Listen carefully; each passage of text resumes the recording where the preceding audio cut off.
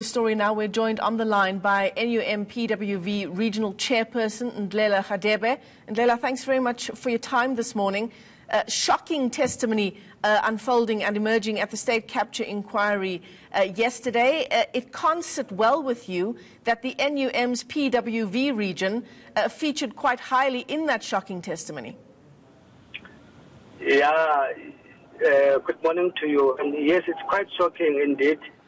And we were taken by surprise yesterday. But let me just correct something that we didn't say we want to copy in order to investigate Mafika.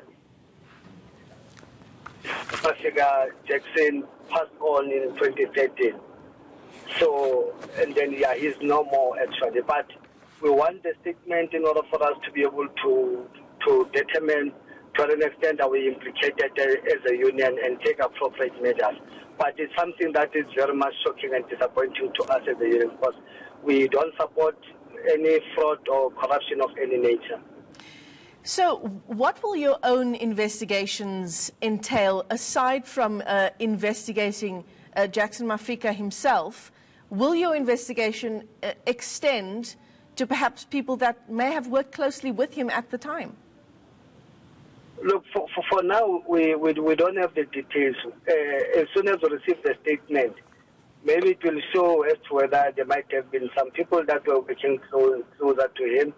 And if anyone actually is found to be implicated, I mean, the union will take appropriate measures, and including requesting the same person to appear in state of the capture commission of inquiry and clear himself or herself, if that is the case.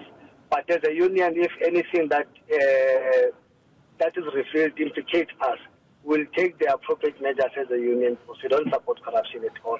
Mr. Agrizzi, what I'm asking you is whether you will rely solely on what emerges at the state capture inquiry, or whether the NUM PWV region will in fact lodge its own investigation,